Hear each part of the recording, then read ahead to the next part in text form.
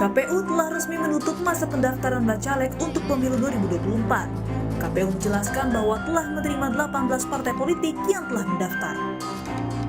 Namun sejumlah selebritas tanah air menjadi sorotan, bukan hanya sekedar pendongkrak suara, bahkan sejumlah nama lama pun kembali mendaftar sebagai bacalek pemilu 2024. Sejumlah nama selebritas dan pesohor diantaranya, dari Partai Gerindra ada Ahmad Dhani, Melly Goeslaw, PKB, Tommy Kurniawan, Arzati Wibina.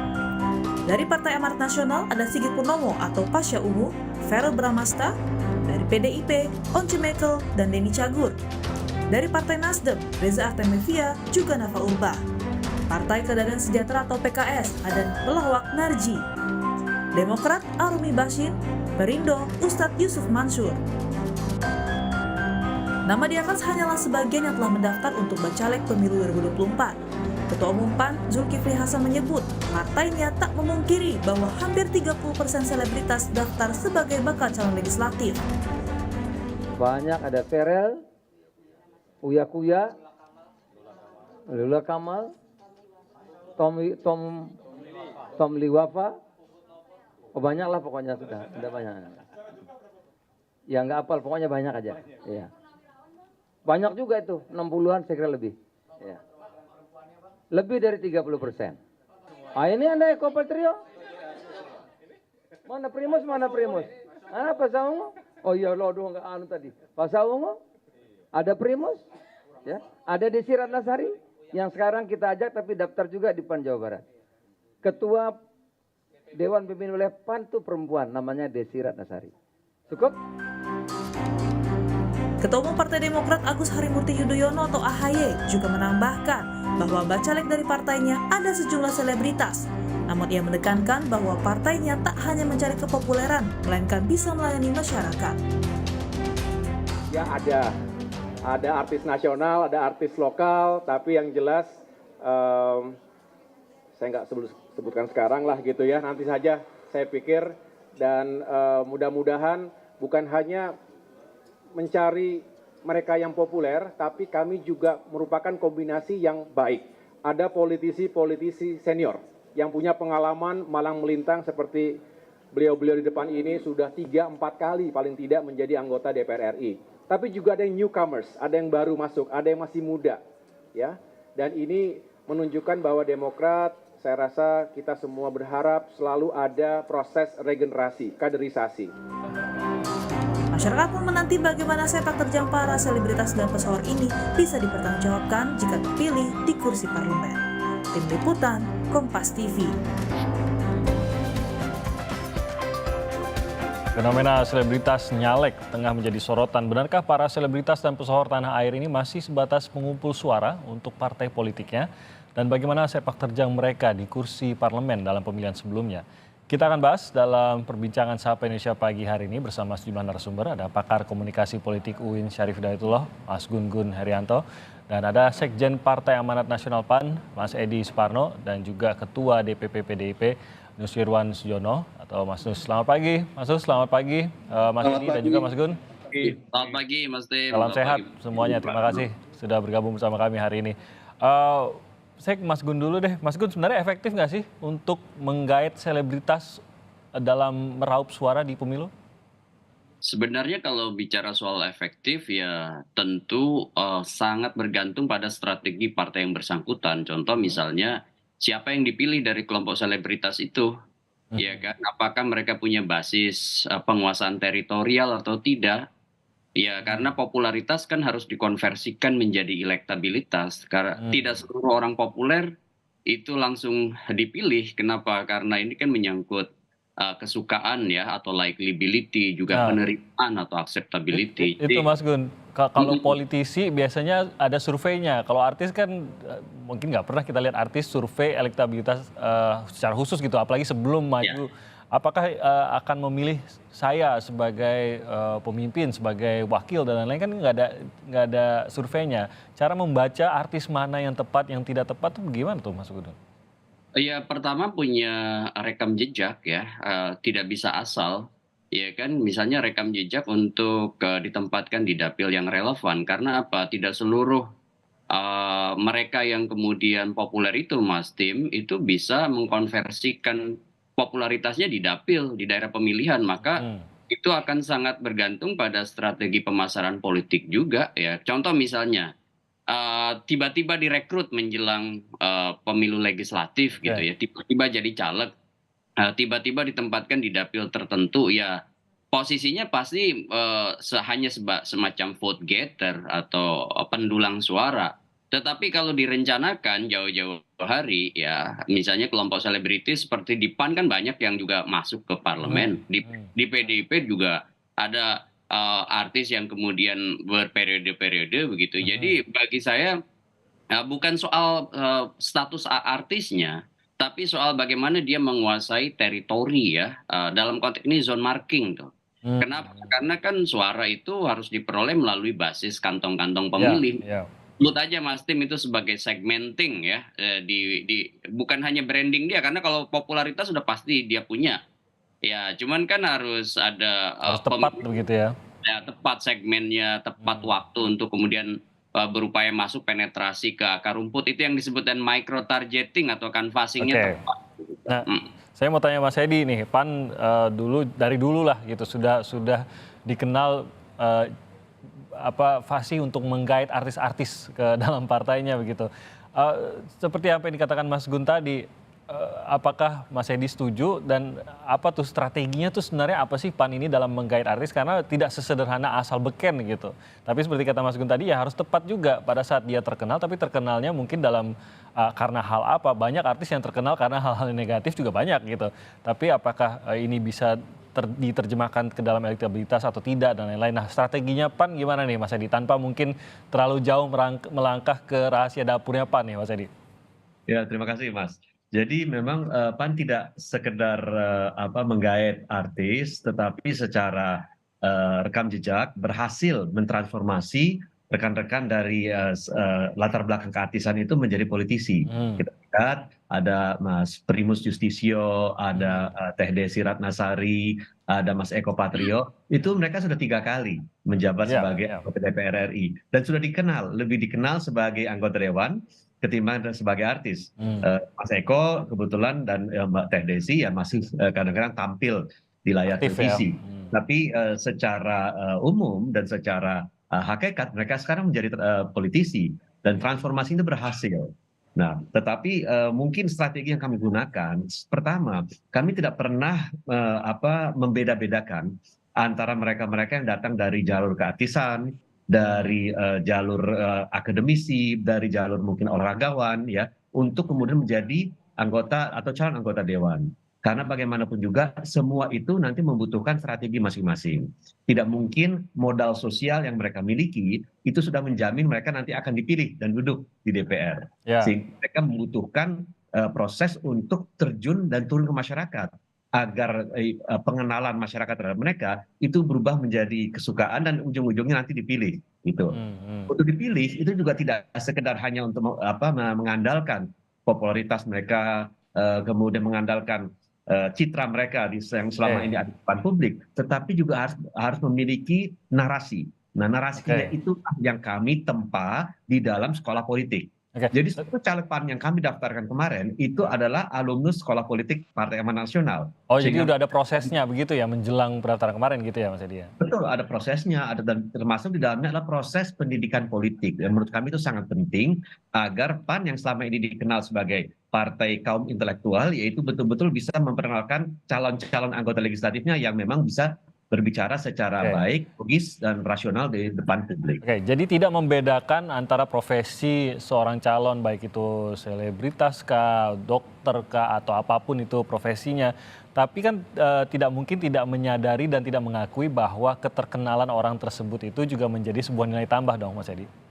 Tentu, sebagaimana mungkin caleg biasa, ya dia harus membangun pengenalan di depan masyarakat. Sementara teman-teman yang dari jalur keartisan atau dari jalur olahraga ya itu kurang lebih juga memiliki tingkat yang tinggi, itu sudah memiliki modal sosial. Modal sosial sehingga mungkin mereka satu langkah di depan teman-teman yang memang harus berusaha memperkenalkan diri terlebih dahulu kepada masyarakat. Jadi itu keunggulan yang dimiliki. Tetapi keunggulan itu harus dikapitalisasi.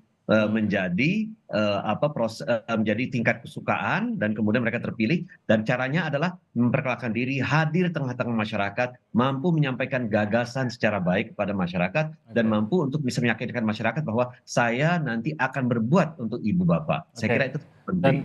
Dan PAN mungkin juga tentu menyadari bahwa tidak semua artis juga dengan mudah begitu ya. Ada juga artis-artis yang akhirnya tidak bisa maju begitu, Mas Edi. Bagaimana pengalaman PAN dalam hal ini? Oh ya, betul. Dan bahkan banyak yang mengandalkan popularitasnya sehingga kemudian tidak bekerja maksimal, akhirnya memang tidak terpilih. Jadi saya kira memang syaratnya itu ya satu, kita punya dedikasi, punya komitmen, punya fokus untuk turun. Dan itu berlaku bagi semua. Hanya ada satu yang diunggulkan karena memiliki popularitas yang sudah dikenal oleh masyarakat, ada yang belum. Tetapi saya kira semuanya harus bekerja keras, harus berkeringat, ya, harus merasakan sulitnya untuk berkomunikasi dengan masyarakat, tetapi ujung-ujungnya nanti bisa berbuah hasil yang positif jika memang mau melakukan hal tersebut. Oke, saya ke Pak Nus. Pak Nus, artisnya PDIP yang akan maju 2024 ini banyak sekali nih, Pak Nus. Kalau kita lihat daftarnya, PDIP mungkin salah satu partai yang paling banyak nih daftar selebritas yang maju melalui partai PDIP ini. PDIP kan sudah partai berkuasa nih, Pak Nus. Apakah artis ini masih menjadi senjata partai untuk meraup keterkenalan, meraup keterpilihan, dan apakah masih dibutuhkan bagi PDIP? Begitu, Pak Nus. Terima kasih. Jadi tentu istilah banyak itu relatif ya. Hanya perlu diperjelas dulu bahwa bagi PDI Perjuangan adalah menjadi hak setiap warga, setiap rakyat dengan latar belakang profesi apapun untuk maju menjadi politisi atau katakanlah bertugas di lembaga-lembaga negara. Jadi kalau yang disebut sebagai sebutannya artis, karena kami ini menganut sistem aktif, artinya ini mendaftar begitu, kita buka online dan itu bebas kepada semua rakyat, semua Apapun profesinya ya. Profesinya bisa saja mendaftar untuk ikut menjadi calon legislatif. Tentu semua itu juga dengan harapan kalau misalnya dengan latar belakang artis dapat memberikan menjadi representasi bagian atas pendidikan politik rakyat itu kan diberikan kepada semua pihak. Tentu keartisannya ini tentunya diharapkan akan itu dapat berfungsi apabila bisa menjadi calon legislatif. Oke, jadi keartisannya, keterkenalannya disadari dan dijadikan salah satu amunisi lah, gitu ya, Pak Nus ya? Tidak sepenuhnya demikian. Jadi kami itu pun berlaku dengan latar belakang popularitas, tentu kita tidak demikian ya, karena bagaimanapun kita juga akan melihat rekam jejak, apakah ini artis ini produk atau katakanlah apa yang dikerjakan ini seperti sejauh mana itu pengaruh terhadap publik dalam pengertian bukan untuk banyaknya orang yang akan mendukung atau popularitasnya itu akan berpengaruh terhadap elektabilitas kita, sehingga sebenarnya ini adalah wujud dari tanggung jawab partai, tanggung jawab partai kepada partai siapapun sebetulnya, baik itu dia seorang artis, seniman, olahragawan, kita pun juga harus memberikan kesempatan kepada semua pihak tersebut untuk bisa terjun ke politik. Nah, inilah yang menjadi tanggung jawab partai politik. PDI Perjuangan menempatkan hal tersebut. Apabila berkaitan dengan landasan berpikir, kita memiliki sekolah partai dan semua harus melewati prosedur tersebut. Dan berarti sama dengan mengetahuinya. Sama dengan PAN tadi memang ada pembekalannya gitu ya, sebelum akhirnya dipilih untuk bisa merepresentasikan PDIP dalam pemilu 2024. Nah ini saya pertanyaan untuk Pak Nus dan juga Mas Edi nih. Benarkah kalau mengambil selebritas itu sedikit banyak mempermudah tugas menjelang pemilu 2024 karena popularitas mereka tadi begitu agak lebih mudah untuk kembali lagi memperkenalkan mereka, mungkin juga lebih hemat biaya karena mungkin tidak perlu umbul-umbul yang terlalu sekedar untuk memperkenalkan bahwa ia maju, tapi ianya itu siapa sudah tidak perlu diperkenalkan lagi. Benarkah begitu Mas Edi? Nanti Pak Nus juga boleh menjawab. Ya, baik. Saya kira segala sesuatu itu memang memerlukan sosialisasi kepada masyarakat, memperkenalkan yang bersangkutan akan turun di dapil tertentu yang belum tentu itu adalah tempat kelahirannya atau domisilinya, ya. Jadi itu memang membutuhkan pengenalan terlebih dahulu. Itu pertama. Kedua, tentu masyarakat kan juga sekarang sudah cerdas. Apalagi masyarakat yang sudah pernah melakukan proses pemilu beberapa kali, ya tentu mereka akan mengevaluasi dan tanda petik mengkuliti ya calon yang akan maju tersebut. Apalagi kalau itu berasal dari jalur keartisan, dari atlet ya, karena mereka juga ingin mengetahui apakah yang bersangkutan mampu untuk menjawab berbagai tantangan yang ada di daerah ini, bagaimana yang apa langkah-langkah yang akan ia lakukan, ataukah dia hanya sekedar datang untuk menyampaikan kehendaknya untuk maju dan mengandalkan popularitasnya. Tentu masyarakat akan sangat pandai dan sangat cerdas untuk menilai hal tersebut. Dan kalaupun nanti yang bersangkutan terpilih, tentu masyarakat akan mengevaluasi apakah yang bersangkutan tersebut kemudian mampu menjalankan tugasnya. Kalau tidak, ya akan dihukum oleh masyarakat dan tidak terpilih. Tetapi intinya begini, Mas Tim, bahwa setiap kader yang kita ajukan, apakah itu bakal caleg yang datang dari jalur profesional, dari jalur akademisi, ataupun artis dan lain-lain, itu tujuannya satu, adalah untuk bertarung dan menang kursi di DPR. Gitu. Nah, sehingga apapun yang dilakukan oleh mereka, tentu akan mereka lakukan all out. Apapun yang kita lakukan demi kemenangan mereka di dapil tersebut, partai akan mendukung mereka all out juga. Jadi tidak ada sekedar hanya untuk mereka hadir sebagai penggalang suara, sehingga kemudian mendukung salah satu di antara caleg yang lain, atau hanya untuk menambah suara di dapil tersebut, tidak. Karena tujuan mereka untuk terjun sebagaimana saya, sebagaimana juga teman-teman yang menjadi caleg lainnya, adalah untuk duduk sebagai anggota DPR. Oke, Pak Nus, bagaimana Pak Nus? Apakah lebih mudah memang kalau calon artis?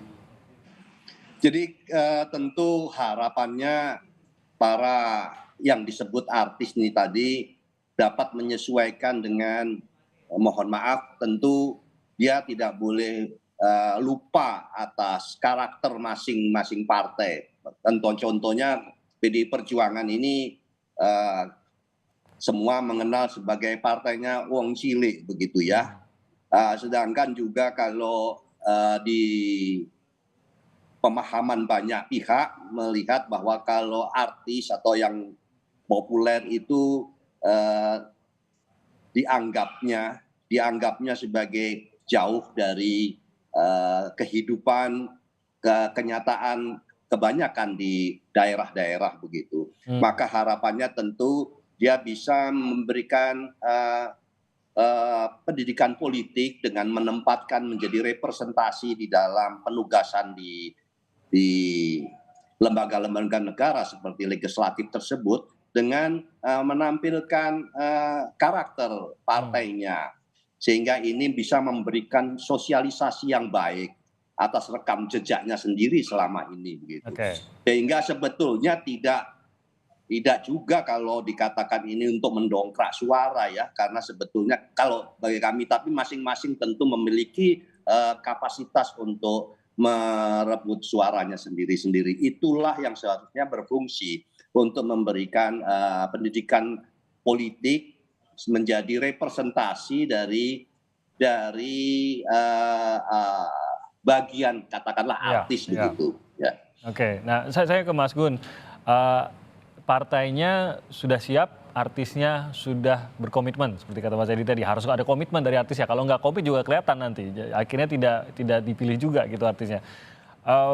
Tapi bagaimana strateginya itu, Mas Gun? Apakah dapil juga menentukan strategi khusus untuk artis dibandingkan dengan caleg lain itu seperti apa ya Mas Gun ya yang harus menjadi pertimbangan tiap-tiap partai yang memajukan selebritas sebagai caleg mereka? Ya, seperti Ya, Mas Gun, maaf tadi sempat terputus, boleh diulang sedikit, Mas Gun? ya, menurut saya memang penguasaan dapil itu menentukan, Mas Tim. Karena bagaimanapun proses memperoleh suara di kantong-kantong pemilih itu tidak hanya sekedar mengenalkan figur kan, tapi banyak sekali variabel gitu. Sebut aja misalnya pendekatan basis komunitas ya, kemudian pendekatan door to door campaign ya, kampanye dari rumah ke rumah, dan itu seperti Mas Edi dan Pak Nus tadi bilang, fungsi representasi partai dengan kehadiran dia tidak hanya cukup ya didongkrak dengan brandingnya dia gitu. Nah, Mas Tim, kita harus berkaca dari pemilu-pemilu sebelumnya. Banyak puluhan artis mencalonkan diri, tapi seingat saya 2019-2024 itu kan hanya 13 ya artis yang terpilih. Artinya memang sangat minim. Ini sekaligus kritik saya Mas Tim pada rekrutmen. Jadi begini, salah satu fungsi partai itu kan kaderisasi. Maka kalau misalnya titik lemah sekarang dalam konteks misalnya pencalegan itu terutama ya di dua sektor. Pertama misalnya soal afirmasi pemenuhan affirmative action kuota 30% perempuan ya, itu kerap kali juga dalam di lapangan itu banyak yang jumping tuh, tiba-tiba mencalonkan diri asal memenuhi misalnya syarat 30% itu. Itu memang secara faktual tidak mudah, sehingga kemudian kerap kali banyak partai tergoda untuk mengambil hanya sekedar representasi perempuannya, sehingga kemudian proses substantifnya kerap kali diabaikan. Kemudian yang kedua adalah posisi distribusi para pesohor yang disebutkan kelompok selebriti dari manapun, bukan hanya dari dunia panggung tapi juga dari dunia olahraga misalnya. Itu banyak yang tiba-tiba mencalonkan diri, padahal dalam konteks misalnya institusionalisasi politik di tubuh partai itu kan ada 3 fase yang harus dilalui. Pertama adalah rekrutmen, yang kedua adalah pembinaan loyalis atau pembentukan party ID ya istilahnya dalam institusionalisasi politik. Kemudian yang ketiga baru distribusi dan alokasi orang ke sejumlah jabatan-jabatan publik. Nah, jadi kalau misalnya minus berapa bulan gitu ya dari pencalegan kemudian direkrut langsung didistribusikan, biasanya memang ada problem serius soal kapasitas di situ. Soal bukan berarti tidak pintar, bukan berarti tidak knowledgeable, tetapi kan ruang berbeda dalam transformasi kesejarahan dia. Itu yang kemudian berbeda sehingga membutuhkan adaptasi yang tidak mudah sebenarnya begitu. Nah, ini karena Mas Gun ada acara pukul 8, saya mungkin satu pertanyaan lagi untuk Mas Gun, nanti saya lanjutkan lagi perbincangan bersama Pak Nus dan juga Mas Edi. Tapi satu pertanyaan Mas Gun, artis itu selalu disorot begitu, kerja nggak kerja selalu disorot, maju nggak maju tetap dapat sorotan, apalagi kalau maju begitu. Resikonya adalah kalau ada hal yang negatif juga akan sangat disoroti begitu. Apakah ada resiko tersendiri dalam mengambil caleg artis bagi partai? Ya memang proses resiko selalu ada ya, bukan hanya untuk profesi artis, tapi khusus untuk profesi artis karena dia sudah dikenal halayak luas. Pemilihan sosok itu akan menentukan citra positif ya partai yang bersangkutan atau citra negatif yang terbangun karena pemilihannya. Gitu. Kenapa? Karena bagaimanapun kan kalau strategi memilih artis yang mungkin rekam jejaknya buruk itu backfire sendiri ke partai, gitu ya kan? Yang paling penting sebenarnya bukan hanya semata-mata ini menjadi pendulang suara dan penting bagi BPP gitu, bilangan pembagi pemilih gitu, itu yang maksud saya. Insentif elektoral dari suara artis yang kemudian entah itu dia masuk ke parlemen atau tidak, yang jelas bisa mendongkrak suara partai. Ini yang kemudian harus menjadi catatan kritis diskusi kita dipagi ini, bahwa memilih profesi apapun itu adalah hak setiap warga negara untuk dipilih kan. Tetapi yang kemudian harus menjadi catatan kritisnya, institusionalisasi politik dalam jangka panjang menjadi ruh dari partai politik untuk kemudian eksis di tengah masyarakat gitu Mas Tim. Oke, baik Mas Gun, terima kasih banyak atas waktunya. Saya akan lanjutkan lagi nanti setelah jeda bersama Mas Edi dan juga Pak Nus. Terima kasih Mas Gun sudah sempat bergabung bersama kami pada pagi hari ini. Kami akan lanjutkan lagi perbincangan ini usai jeda. Tetap di Sapa Indonesia Pagi.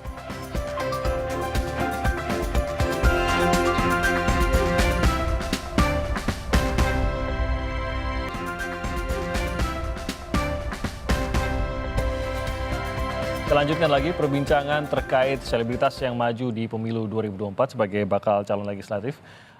Masih bersama Sekjen Partai PAN, ada Mas Edi Suparno dan juga ada Mas Nusirwan Sujono dari Ketua DPP PDIP. Terima kasih masih bergabung bersama kami, Mas Edi dan juga Pak Nus. Kalau kita lihat selebritas beberapa yang sudah maju, tadi saya bicara soal resiko. Nah, apakah ini juga dilihat dan menjadi pertimbangan partai bahwa kalau selebritas ini saya majukan, tentu ini diiringi dengan resiko yang dimana orang tersebut akan selalu mendapatkan sorotan media, sorotan publik, netizen dan lain-lain. Sehingga kalau kesandung dikit, nanti efeknya ke partai gitu. Mungkin Mas Edi mungkin boleh jawab terlebih dahulu. Risikonya tidak berbeda, Mas Tim, dengan misalnya kalau kita ajukan atlet, kita ajukan misalnya ulama sebagai caleg ya, atau anggota DPR yang incumbent, yang sehari-hari sudah ada di DPR, yang kinerjanya transparan dan bisa dinilai oleh masyarakat dan selalu menjadi sorotan masyarakat. Jadi saya kira dari aspek latar belakang, artis itu tidak bisa dibedakan dengan yang tadi saya sebutkan, teman-teman, saudara-saudara kita yang datang dari profesi atau dari jalur yang mereka miliki sebelumnya, gitu ya. Karena mereka dalam dalam kesehariannya sebagai artis ataukah sebagai ulama atau sebagai atlet itu juga sudah mendapatkan sorotan masyarakat. Dan sekarang ini yang menjadi sangat kritis untuk menyoroti yaitu adalah masyarakat yang menamakan dirinya netizen. Ya, jadi netizen itu memang sangat tajam untuk menganalisis tokoh-tokoh, apalagi mereka-mereka yang akan berlaga di Senayan atau yang sudah duduk di Senayan. Karena bagaimanapun juga kalau kita lihat, ya memang profesi sebagai anggota DPR ini profesi yang memang cukup diminati karena banyak sekali yang mendaftar sebagai anggota DPR, tetapi ini juga merupakan profesi yang di mata masyarakat justru mendapatkan kritikan paling tajam. Karena kita lihat dalam setiap survei yang dilakukan, yang menduduki tingkat kredibilitas kelembagaan yang paling rendah itu dua, satu partai politik dan keduanya DPR RI. Gitu, paling rendah. Ya sehingga memang kalau mau masuk ke ranah politik, apalagi sudah politik praktis dan politik di Senayan, tentu itu belum apa-apa sudah mendapatkan kritikan masyarakat. Jadi kita sudah bersiap untuk itu, apalagi kalau mereka sudah memiliki popularitas yang tinggi di depan di mata masyarakat sebelumnya. Iya betul, semakin tinggi semakin sakit jatuhnya katanya begitu Mas Edi. Jadi Pak Nus, kalau dari PDIP mempertimbangkan hal terkait resiko itu juga bahwa mereka pasti akan mendapatkan sorotan besar dari netizen maupun dari media? Tidak bisa dipungkiri tentu resiko itu ada. Dan itu benar Mas Edi, yaitu sebetulnya berlaku kepada semua pihak yang asal dari manapun. Bahwa maka tadi saya katakan di awal bahwa penting untuk melakukan rekam jejak apa saja yang sudah dilakukan selama ini sebelum menjadi calon legislatif, itu tugas partai. Tentu kalau berkaitan dengan keartisannya atau keselebritasannya, semua rakyat banyak yang mengetahui, tentu yang akan menseleksi, maka tadi saya katakan di awal, itu seleksi itu akan dilakukan oleh partai.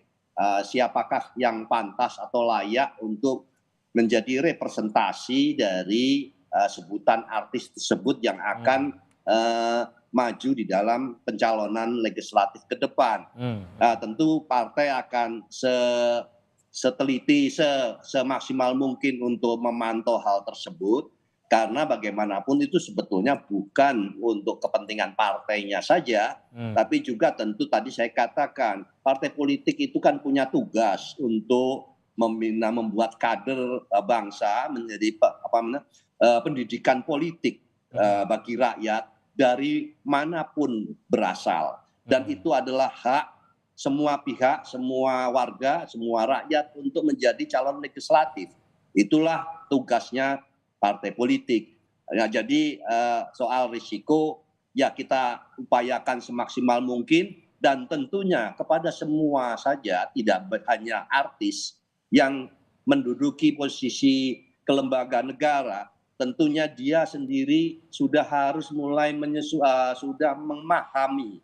Tadi saya sedikit menyampaikan kalau di PDI Perjuangan tentunya sudah paham partai ini partai seperti apa. Ya, ini kita karakternya sudah bentuk lah gitu.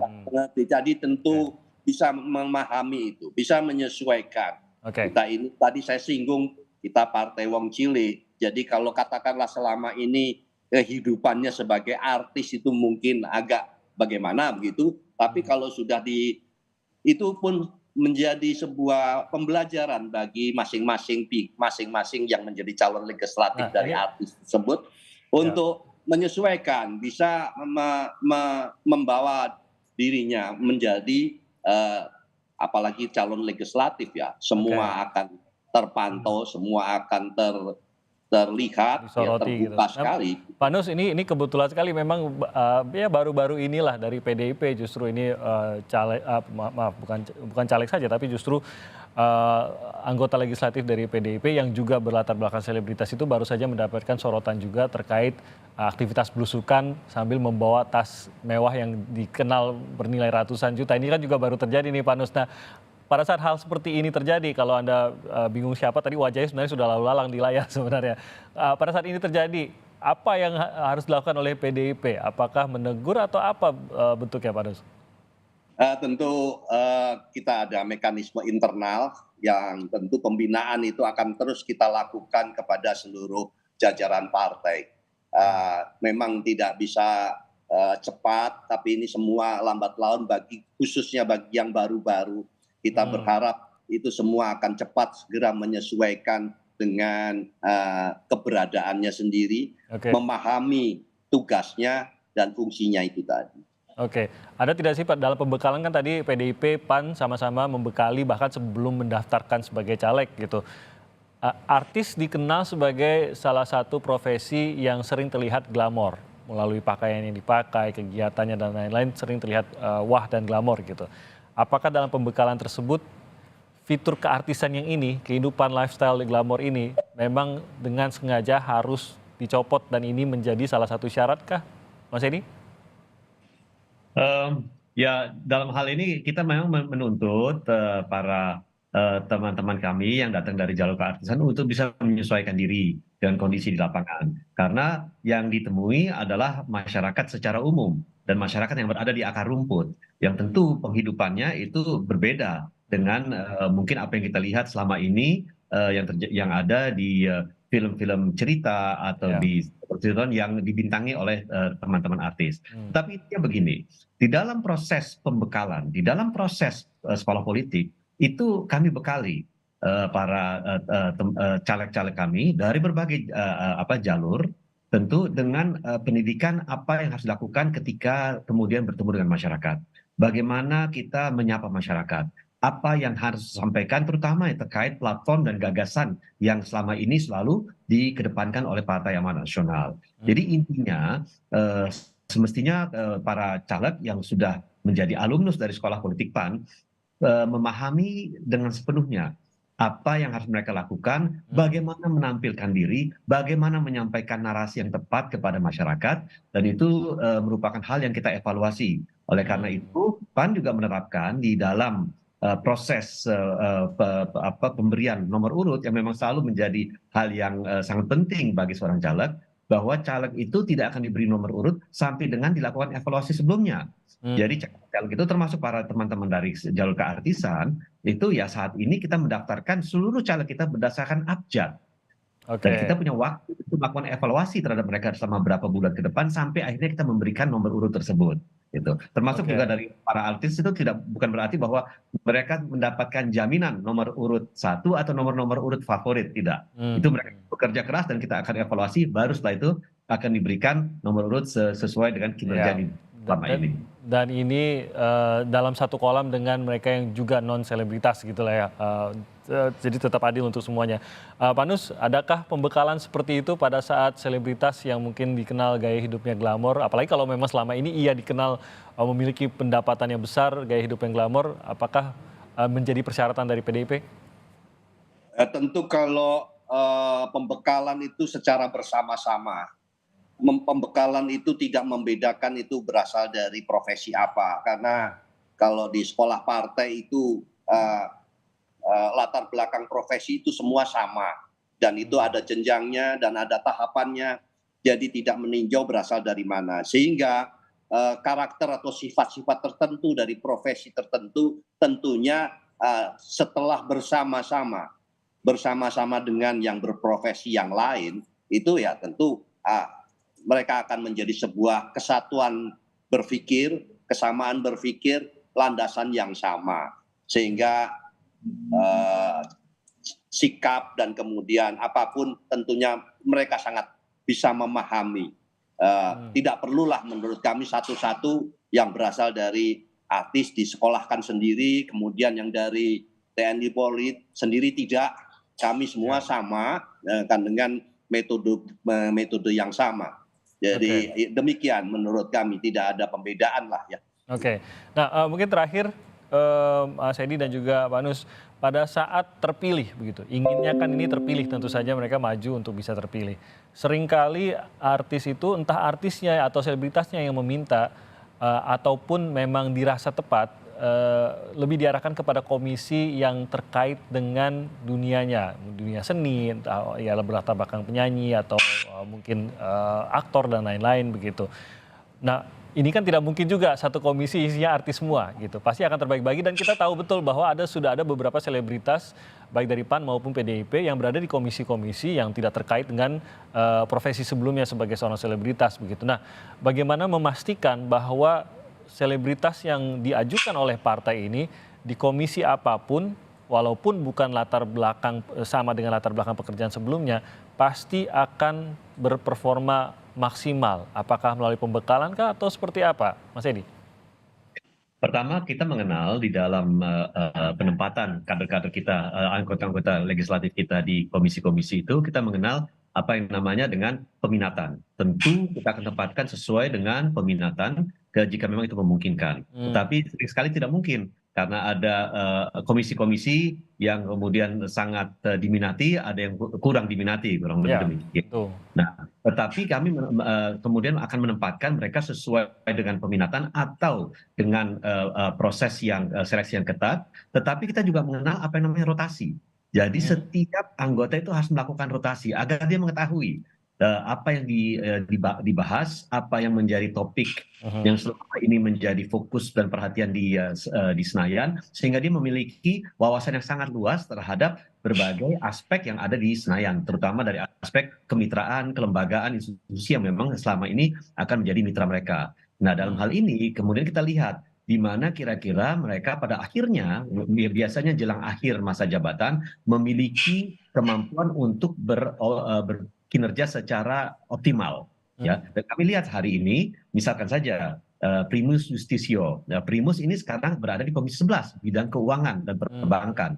Desi Ratnasari, mohon maaf, Desi Ratnasari berada di Komisi 10 bidang pariwisata, pendidikan. Dan kita punya Mas Eko Patrio yang sekarang ini ada di Komisi 6 bidang BUMN dan perdagangan. Jadi tidak ada hubungan sama sekali dengan keartisan yang mereka kemudian tadi selama ini. Oke, kalau dari PDIP, Pak Nus, bagaimana penentuannya? Secara umum ada kesamaan di dalam penanganan anggota-anggota. Hanya ada dua bentuk. Yang pertama tentu apabila yang sudah lama incumbent atau yang baru. Yang sudah pernah menjadi anggota legislatif tentu sudah mengetahui tugas-tugas masing-masing komisi dan disesuaikan dengan kemampuan masing-masing calon legislatif. Tapi lebih fleksibel kalau mau itu tadi ya diganti ke komisi lain itu sudah lebih paham lah gitu ya. Nah, bagi yang baru karena tentu kita juga memberikan kesempatan untuk mengajukan memilih ya mau masuk ke bidang yang mana. Jadi tidak juga selalu bahwa kalau berlatar belakang artis selalu ke komisi kesenian, itu juga tidak demikian, karena tentu masing-masing memiliki latar belakang, apakah itu latar belakang pendidikan, latar belakang pemahaman sektor tertentu yang selama ini mungkin sebelumnya menjadi artis ada hal yang ditekuni begitu, itu perlu kita tracing, kita perlu cermati sehingga ada kecocokan dalam penanganan, karena menjadi tidak fungsional, menjadi tidak maksimal penugasannya di komisi tertentu apabila hanya datang ya, hanya duduk saja, mungkin tidak ada juga hal-hal yang signifikan, tapi juga meskipun juga tidak berprestasi, tapi kalau diam saja juga tidak baik gitu ya. Jadi tentu itu menjadi bagi penugasan partai menjadi tidak maksimal fungsi yang dilakukan. Maka sebaiknya kita memang perlu mencermati selama ini rekam jejaknya, kemudian kecocokannya dengan latar belakang mungkin profesi sebelumnya seperti apa. Dan itu hal tersebut tentu menjadi tugas partai. Dan nanti kalau misalnya di lembaga tentu kayak di DPR tentu itu menjadi tugasnya fraksi. Oke, Pak Nus dan juga Mas Hedi, tentunya kalau dari masyarakat mengharapkan selebritas atau tidak ini memang dipilih karena merupakan salah satu calon wakil rakyat yang dipertimbangkan oleh partai memiliki modal yang baik untuk menempati posisi-posisinya yang akan diperebutkan di pemilu 2024 nanti. Itu harapannya, kita titip itu pada Pak Nus dan juga Mas Hedi dan juga kepada partai. Kita akan lihat bagaimana kontestasinya di 2024. Terima kasih banyak atas waktunya Mas Hedi Sumarno, Sekjen PAN, dan juga Pak Nusirwan Sujono dari PDIP. Terima kasih, salam sehat untuk Anda semua. Selamat pagi. Selamat pagi.